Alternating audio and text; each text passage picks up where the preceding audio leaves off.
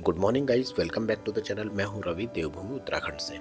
Last video हमारा Dehradun to Ghangaria जो कि 318 किलोमीटर का ट्रैक था, जिसमें से हमने 15 किलोमीटर का पैदल ट्रैक किया और अब रह गया है 6 किलोमीटर का हेमकुंड का ट्रैक। तो शुरू करते हैं और दिखाते हैं आपको हेमकुंड, जहाँ पे गुरु गोविंद सिंह महाराज जी ने पूर्व जन्म में वर्षों तक तप किया था, जिसका संपूर्ण वर्णन श्री गुरु गोविंद सिंह महाराज जी के दशम ग्रंथ में लिखा गया है। तीसरे दिन की सुबह हम उठते हैं सुबह के 7 बजे।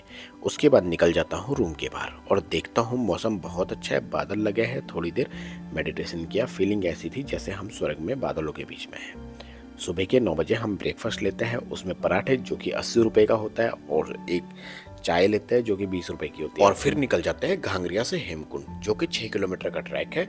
वाहिगुरु की खालसा, वाहिगुरु की फतेह।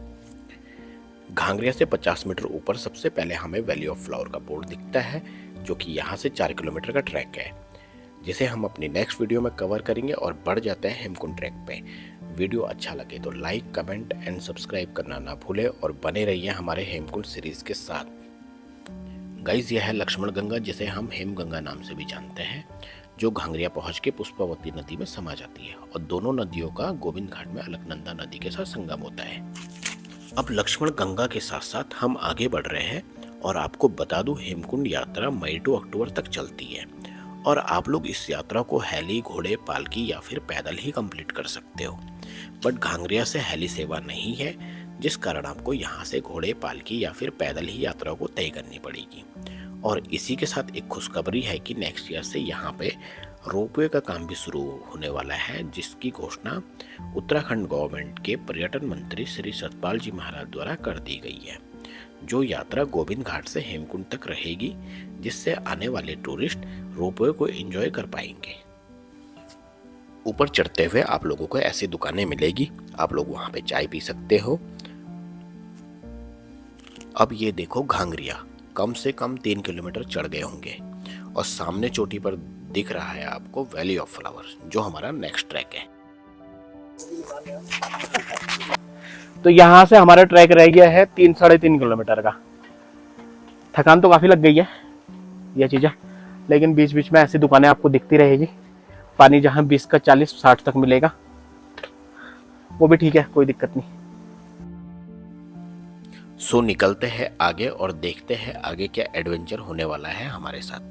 हम रास्ते को काफ़ी एंजॉय कर रहे हैं। जैसे थकते हैं फिर रुकते हैं, फिर थकते हैं फिर रुकते हैं, फिर थकते हैं फिर रुकते हैं। तो कहानी का मतलब एक पार्ट बन गया ये, चलना और रुकना। लेकिन हम लोग रुके कहीं भी नहीं और कोशिश ये करी कि जितने आगे जल्दी निकल जाए और जल्दी से जल्दी हम लोग हेमकुंड पहुँच जाए।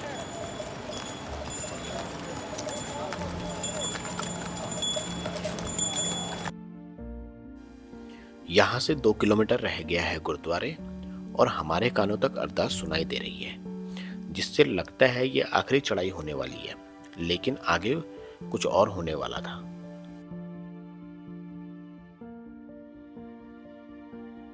सो गाइस, हम लोग पहुंचने वाले हैं गुरुद्वारे। 1 किलोमीटर रह गया है और यहाँ पे एक बहुत ही जबरदस्त व्यू है, मतलब अभी तक का सबसे बेस्ट व्यू।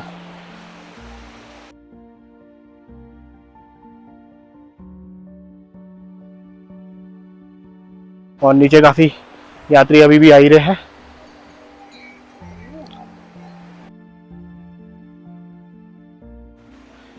हेमकुंड पहुंचने का सबसे बड़ा टास्क अब हमारे पास आ गया है।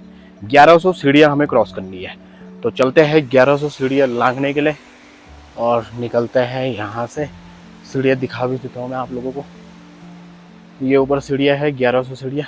1100 सीढ़ियां है ना, चलो निकलते हैं। थक तो नहीं जाएंगे? 1100 सीढ़ियाँ क्रॉस करने से पहले हमने कुछ बिस्किट रख लिए और निकल पड़े ऊपर। बट हुआ मेरे साथ ये, तीनों बंदे निकल गए आगे और मैं पीछे छूट गया। बट कहते हैं कि अगर आपकी दोस्ती अच्छी है तो वो लोग आपका इंतजार करेंगे, और होता भी कुछ ऐसा ही है। तीनों बंदे मेरा वेट कर रहे थे, तो मुझे बड़ी खुशी होती है और फिर हम तीनों साथ में निकलते हैं आगे।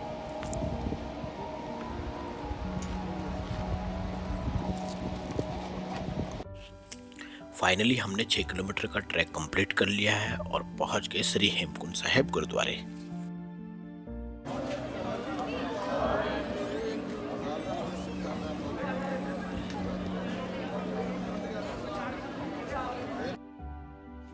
आप लोग गुरुद्वारे को देख सकते हो और इसकी छत ऐसा होने का बस एक ही रीजन है, ताकि यहाँ पे बर्फ टिक ना पाए।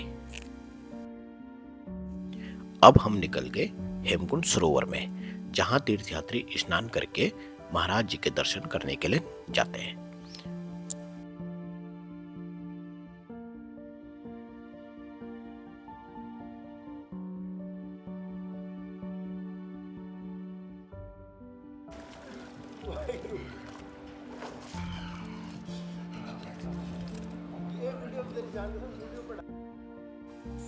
यहाँ ठंड इतनी है ना कि फिर उसके बाद हमने फाइनली सोचा कि यार स्नान करना ठीक है नहीं, ज़्यादा ठंड लग जाएगी तो ठीक नहीं है।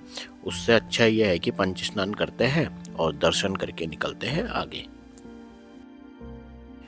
फाइनली ये वाला मोमेंट ऐसा है, जब हम गुरुद्वारे से अंदर जा रहे हैं तो मुझे सारी बातें याद आ रही है। देहरादून से हम लोग कैसे आगे बढ़े थे और जोशीमठ पहुँचे, उसके बाद हम गोविंद घाट आए, गोविंद घाट से घांगरिया पहुँचे और घांगरिया पहुँचने के बाद फिर हेमकुंड गुरुद्वारे हम पहुँच गए। और अब वो वाला पॉइंट है कि हम मतलब गुरुद्वारे के अंदर पहुँचने वाले हैं। तो ऐसा फील हो रहा है कि यार फाइनली मतलब हम लोगों ने मतलब अपना ट्रैक और अपनी यात्रा ये कंप्लीट कर ही दी। तो आगे बढ़ते हैं और गुरुद्वारे के अंदर क्या क्या होने वाला है हमारे साथ, आप लोग बने रहिए हमारे वीडियो के साथ। वाहिगुरु की खालसा, वाहिगुरु की फतेह। तो इजाज़त दीजिए, एक कहानी सुनाता हूँ। सिखों के 10वें गुरु श्री गुरु गोविंद सिंह जी महाराज, जिन्होंने एक ग्रंथ लिखा है दशम ग्रंथ। उसके अंदर सृष्टि में जितने भी देवी देवता आए उन सब के बारे में लिखा गया है। तो गुरु गोविंद सिंह जी बताते हैं, जहाँ पे उन्होंने पूर्व जन्म में तपस्या की है, वहाँ बर्फ का एक बड़ा कुंड है जो कि 7 पर्वत चोटियों से घिरा हुआ है। वहाँ पर बैठकर उन्होंने लंबे समय तक तपस्या की और साथ ही बताया कि इस क्षेत्र में पांडव राजा ने भी योग साधना की है, लेकिन भगवान के आदेश पे उन्हें कलयुग में आना पड़ा। गुरु गोविंद सिंह इसी के साथ बताते हैं कि उनका मन यहाँ आने का कभी भी नहीं था।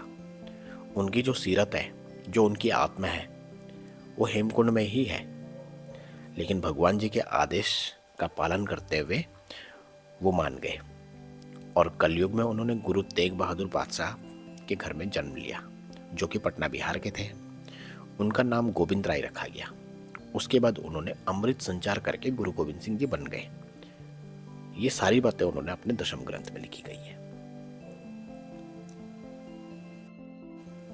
हमने गुरुद्वारे में दर्शन बहुत ही अच्छे करे और हमने पूरे गुरुद्वारे को बहुत तसल्ली से देखा यहाँ पे। और उसके बाद हम लोग गुरुद्वारे से निकलने के बाद हम लोग पेट पूजा करने के लिए सबसे पहले लंगर में पहुँचते हैं। अब लंगर में पहुँच तो गए, लेकिन यहाँ बना क्या है तो देखता हूँ मैं कि चाय भी बनी हुई है और सूप भी यहाँ पे मिल रहा था। तो हम लोगों ने चाय और सूप दोनों लिया और बैठ जाते हैं एक साइड में।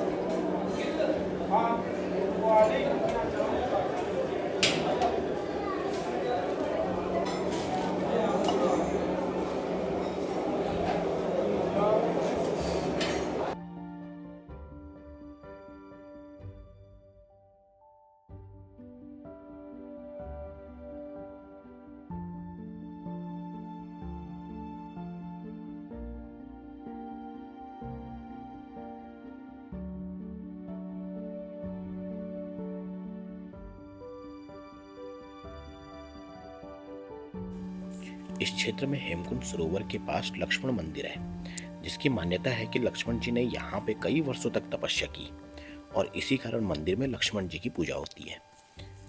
इस क्षेत्र को यहाँ के ग्रामीण लोग लोकपाल नाम से भी जानते हैं। सो गाइस, हम मंदिर के अंदर पहुँच गए हैं और लोकपाल लक्ष्मण मंदिर जी है ये।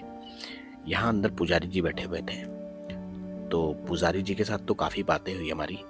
उन्होंने इस क्षेत्र के बारे में हमें बहुत सारी बातें बताई कि लक्ष्मण मंदिर भी यहाँ पे कैसे है और हेमकुंड भी कैसे है और महाराज जी भी कैसे आए और लक्ष्मण जी भी कैसे पहुँचे।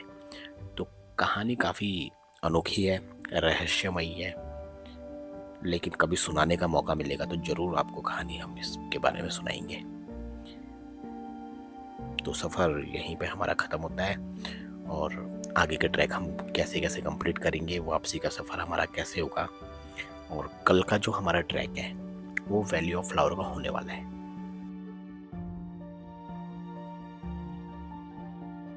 हम अपने रूम में पहुंच गए हैं और यहाँ पे हमारे किसी भाई बड़े थक गए, लेकिन मतलब एनर्जी फुल बनी है इन पे अभी।